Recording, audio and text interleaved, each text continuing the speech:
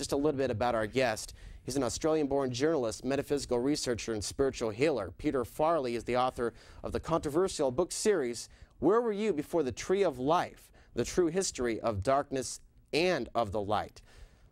Mr. Farley holds a bachelor's degree with honors in mass communications from New Mexico State University and a master's degree in journalism from the University of Nevada, Reno, Nevada. He is a licensed secondary teacher in English, language arts, and journalism who has taught at both the middle and high school levels, as well as having taught journalism at the University of Nevada in Reno.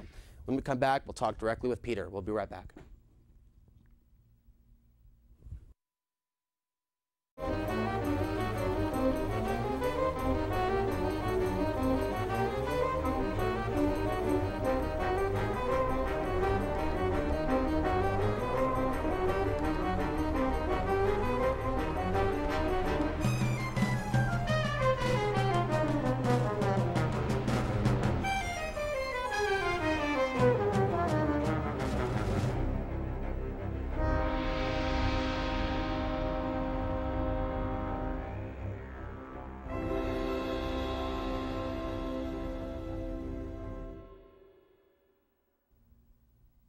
From his website, www.fortruthseekers.org, after re-experiencing the events of a past life as a Ansary shaman, Peter was able to reconnect with the spiritual healing abilities from that lifetime. He says on his website he is now able to see and hear and work with people all over the world to unblock their energies and more fully be present here and now in awakening their own abilities and the reasons for which they came to this planet in this current lifetime. Very interesting. Peter, thank you for being with us. Thank you for having me, Alex. Give us a little bit of an overview into your website. Well, my website contains about 383 articles right now, varying from everything from simple spirituality to alien abduction to the bigger picture of the New World Order. I guess my specialty is the bigger picture rather than dealing with the smaller events that are keeping us focused on day-to-day living. My whole mission, I think, right now is to get people in touch with their own personal guidance so that that minefield that you might call the future and certainly describe in so vividly with all the difficult things coming toward us, we're going to need some guidance to get through this one way or another. There's another question, too, whether just surviving what's going to come is what's really important, or is it more important to do what we came here to do spiritually? So I also have the first 2 volumes of my 9-volume book there that tells a whole history of this situation. Takes us from pre-Earth days to what's coming in the future, very near future. It also has a number of radio interviews and just lots of ways to get hold of myself. I have a Yahoo group that people can join and discuss with others what's going on. Peter, let me get a quick analysis from you on what's happening on the planet Earth today. Well, I think everyone's heard about planetary ascension. You can call it entry into the Hopi Fifth World. You can call it the Mayan end of the Mayan calendar. You can call it many things, but pretty much the vibration on the planet is moving from 3rd dimensional to 5th dimensional.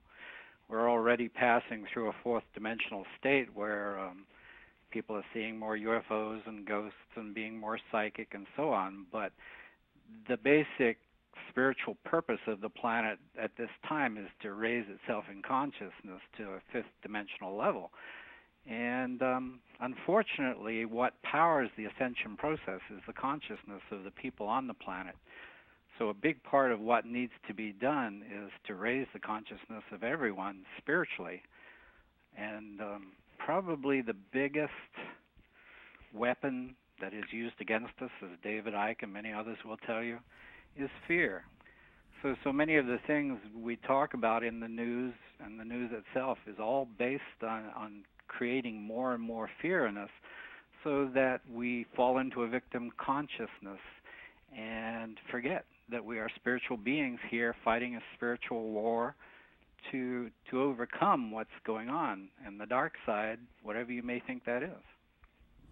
Peter, you have written a couple articles about the New World Order, your understanding of it. You do identify that there are elite groups on the planet, and there's a physical problem manifesting today that we have to address. What is your main concern concerning the planet today, whether it be wars, famines, pandemics, or food shortages? Well, I think those are all genuine concerns, and I know, a lot of people understand that Earth changes are part of this ascension process, and those are, the biggest news we watch these days is about the weather. This is not normal weather. We just had 13 tornadoes in New Mexico a few weeks ago, where they, had one or two a year if they were lucky. All of a sudden, on one day, they have 13. The flooding going on, the drought, you name it. The weather is the news. And so that's part of what we like to say about our spiritual purposes here, is that we're just weathermen telling people that there's a storm coming and they need to get ready. People have to not worry too much about surviving this process. If you get in touch with your spiritual side of things, you know that you go on eternally. And so this is just another lifetime and a lot of experience for you, but it's certainly a time when we all need to get up and be the best we can to fight off this dark side, so that it doesn't exist time after time that we come back to the planet or wherever we go in creation. Peter, There's some of always these ways to deal with the flu, the bird flu, and so on, but and stay healthy, as you've mentioned. But it's a real minefield, the future, and if you are in contact with your spiritual guidance, they can lead you through that minefield, moment by moment by moment, and avoid so much pain and anguish, and lead you to a place where you'll be able to help others. That's what we're trying to do. A lot of what I do in my Yahoo group and with students and so on is teach them to channel their own guidance, to connect more firmly with their guidance, to use it for everything they do. Right now, I don't eat, drink, wear, clothing, do whatever without asking my guidance what I should eat, drink, wear, etc. Therefore, I avoid so many of the poisonous foods and so on. And it just gives me a better style of life, a healthier style of life, and it's preparing me for the bigger things that are coming. What I've noticed, Peter, in reporting on genetically modified food is that there's a very high likelihood of a pandemic breaking out, a Pandora's box, if you will, where organic food really truly dries up from the threat of Monsanto and these oil rapeseeds. That's one issue over a whole Rolodex of other things also discussed on this program. And a lot of skeptics, if you will, that believe that everything is going to be perfect for the rest of our lives, and all of these concerns of ours are completely illusionary.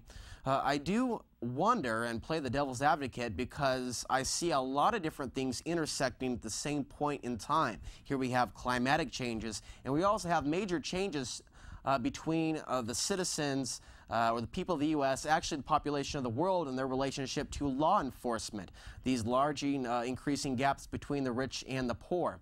So I'm seeing a lot of people reach out to the spiritual perspective on life to psychologically handle what is already here today presently. My question to you is, there are people out there that believe that consciousness is here and it's going to completely eradicate a lot of the stuff that's existing today.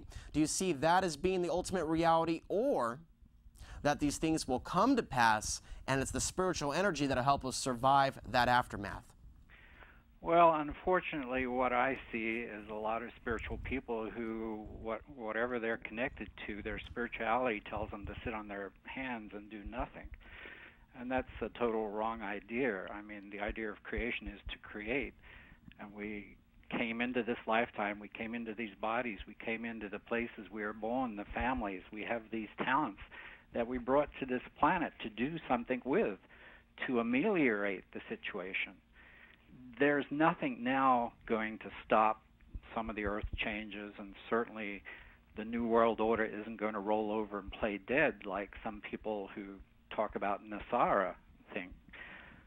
But something has to be done. I mean, people have stopped communicating with each other. That's one of the ways the New World Order has controlled us for so long. If we all got together just in little town groups or in living rooms or so on, which is probably against the Patriot Act right now, we'd be able to share what we know, what we experience. We'd have some strength. We'd have some support from other people. The biggest problem I see in dealing with people all around the world is they think they're all alone in their little place in whatever town it is. I gave a talk in a little town in upstate New York where the lady hid her David Icke books and Zecharia Sitchin books up in the attic. And when she came to my discussion, there were all her neighbors. She was afraid that, she was the only one in this town, and yet she found out that all her neighbors had the same kind of understandings of what's going on. If we could communicate and talk and on a real level, get away from the television set, no offense, then we'd find out that everyone is experiencing or understanding certain things. I've lived in Roswell, New Mexico for most of my time in this country, and down there we have a UFO museum. And I've talked with so many people coming into that UFO museum about their experiences, and pretty much everyone who comes in has an experience of abduction, of seeing UFOs, of lights, or whatever. But every one of them says, but this is the first time I've ever talked about it, because that's the only place they feel validated or comfortable in talking about these kind of things. If we could all come out and discuss on a real level what we know is going on, as programs such as yours do, then we'd all find out that we're all human beings going through a similar experience, and we all have the same feelings that this isn't right. We've got to do something about it. This quest for true, real, genuine spirituality that is at the individual level is something that a lot of people, Peter, have a hard time grasping when you talk about guidance speaking with you, if they believe that in fact is completely impossible. How do you address that? Well, I teach everyone to channel with a real simple little written exercise that I also use in English classes. And the only people that can't do it are those who say I can't do it right up front. Everyone else does it almost perfectly, first time, and every time from then on. And it's just like spirituality is a muscle, just like every other muscle in the body. And the more we work with it, the stronger it grows, and the easier it gets. And that's what connecting with your guidance is. I mean, right now, all of us have intuition. All of us have dreams. All of us have these other ways that Spirit tries to connect with us on a day-to-day basis. But to get through what's coming, or even today, to have that moment-to-moment guidance, it makes all the difference on whether you survive, on whether you actually accomplish your mission here, on where you go from here. I mean, this is a spiritual battlefield, and we win our spiritual medals by what we do in this lifetime, not by what we do in meditation out there somewhere or hiding in a little cave. It's who did you help today? That's your spiritual medals. Spirituality is about what you do for other people. Too many people who talk about spirituality think it's all about them and their awareness and what they do. You can go out and help other people. That's what increases your awareness. Okay, so the person saying, Peter, I don't want to hear about the New World Order. I don't want to hear about all these bad things. It makes me feel bad. I just want to feel good and be spiritual. And there's a lot spiritual. of those out there, aren't there, Alex? You know them. I know them too. And you know what? The prime directive of creation is free will. So if they have made a choice to say that, to do that, you have no right to interfere with their space, right? All I do is I put my website out there, I give talks, I do whatever, and people have the free will choice to come, listen, accept, or not. When I go to a movie I don't like, I get up and I leave. I don't stand there for a couple of hours trying to convince the whole audience to leave with me. Now, that's very key what you said there about free will. I mentioned that at least on every other show, that this is about a free will fight collectively against this darkness that we're facing. And individually, we have to kind of claw our way out of it because it's our mess, it's our bed, we made it, now we have to sleep in it and remake it.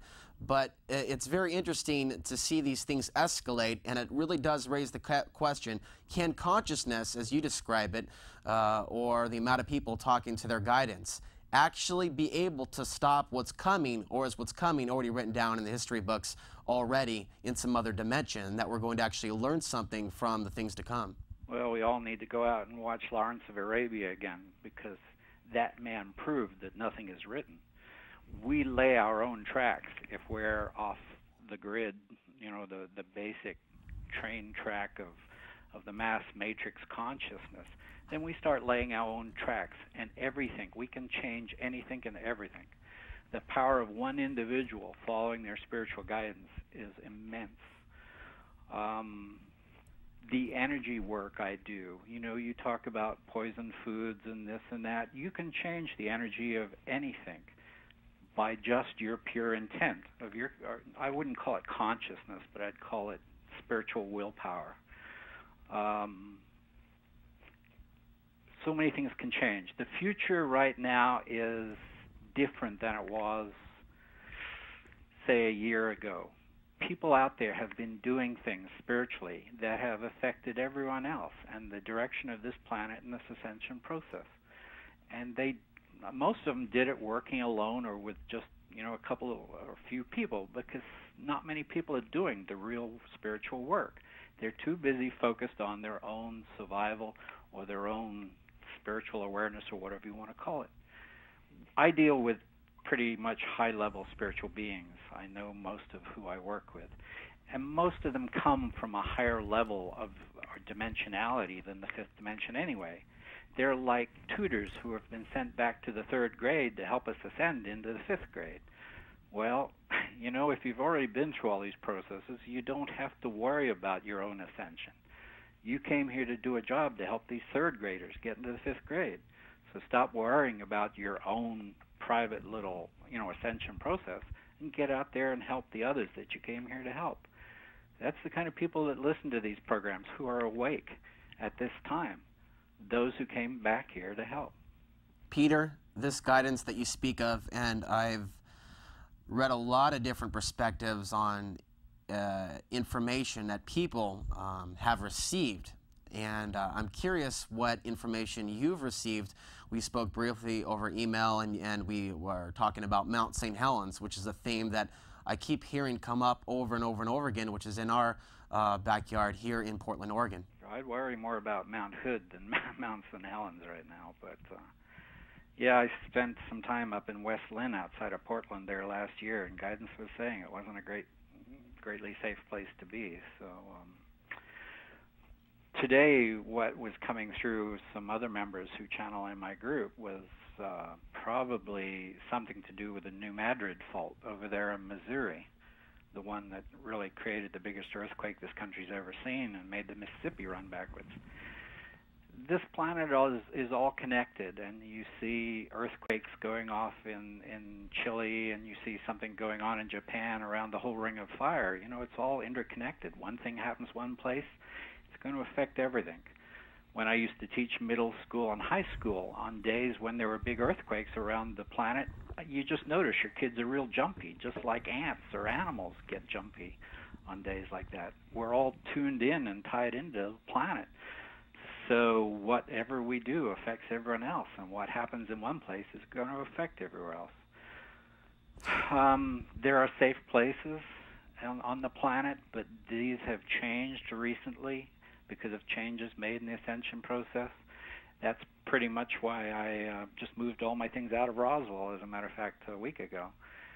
But and I'm heading for somewhere a little safer for down the road, but if you have your guidance, they're going to lead you to be where you need to be. Peter, for years and years and years, different maps have been produced that have been made, drawn out by self-proposed psychics, mediums, people of the sort that have had their visions about what the future of the U.S. is going to look like in terms of water coming into the East Coast, water coming into the West Coast. A lot of people feel very nervous in the Oregon area about the coastal region, but feel safer more towards eastern Oregon. And then I've also noticed major changes happening within the military in terms of the political news that we cover on this program, with U.S. Northcom and NORAD being based in Colorado Springs, and also the continuity of government secure bunker location in Wyoming. I notice it's in Middle America, in the area where the maps are seen to be safe by some of these people that have drawn some of these maps. I also look at the ability that people claim they have with remote viewing. That's, to go over that briefly, as you may already know, it's different people focusing on something that they're not actually seeing physically, but in their minds, and they map out where there are similar experiences between each of the person practicing remote viewing that are placed in different rooms. So if I see a correlation, a similarity in what people are seeing, it kind of interests me into if there's any credibility to it. Well, the one thing you can count on planet Earth is change. Things change.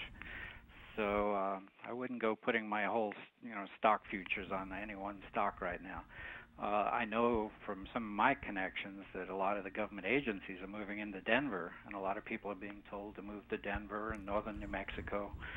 Northern New Mexico, especially, most of the spiritual people seem to have a real connection there, and I know from my former Ansary lifetime that it is a very special place. But safe. This, again, comes down to, is it a question about being safe, or is it a question about doing what you came here to do?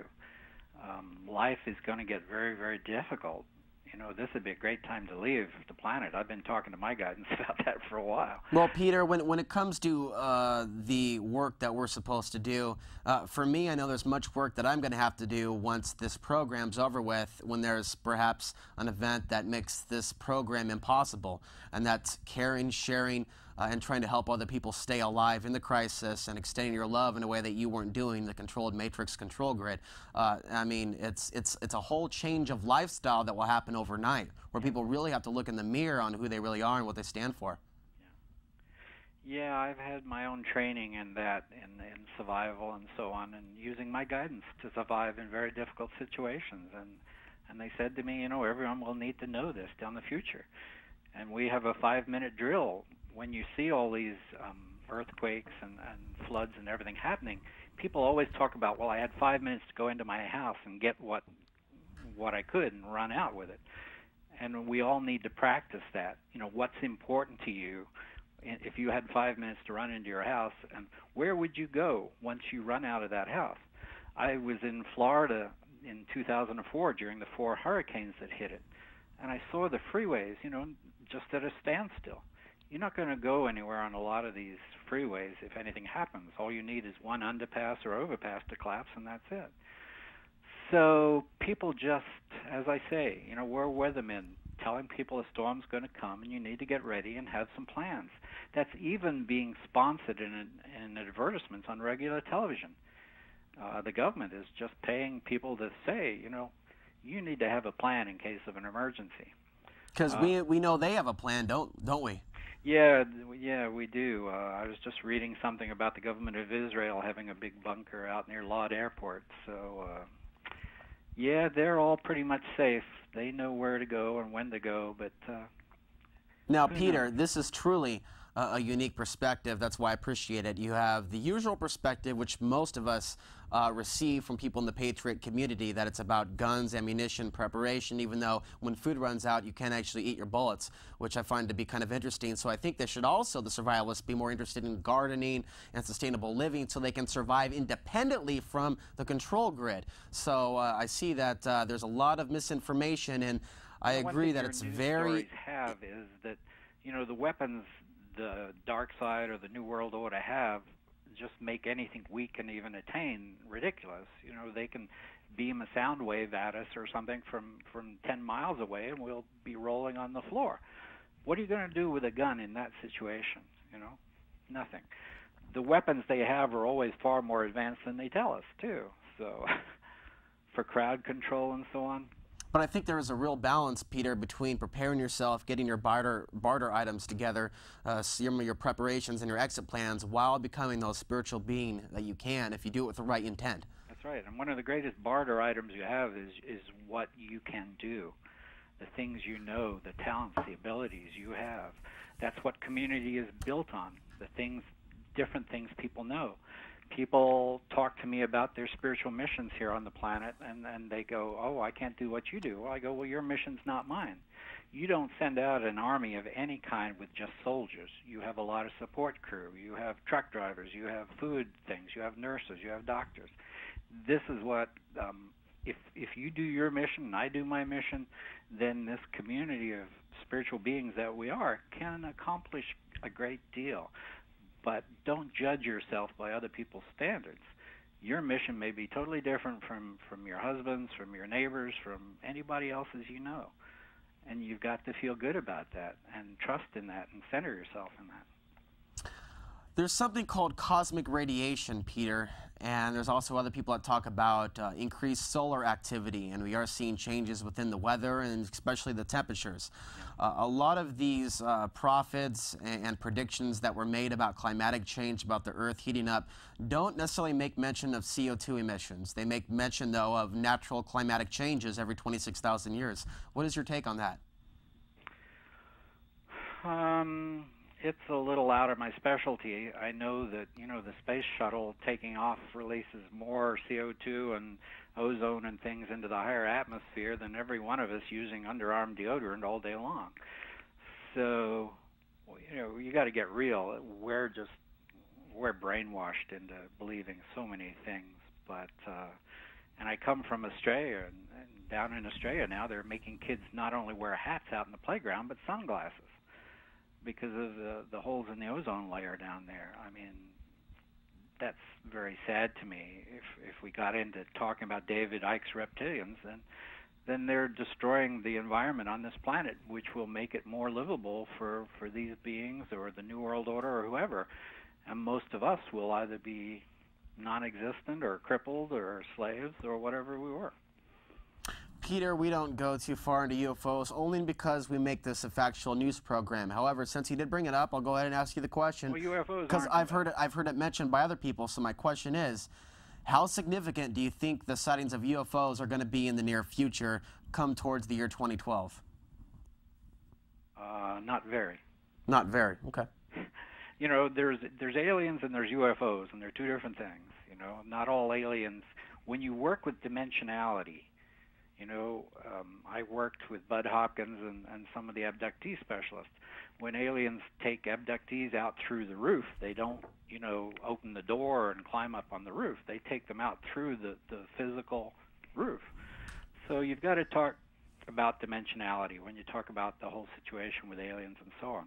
And that's things you can't see, and that's where conversation breaks down. If people can't see it, then they don't want to believe in it.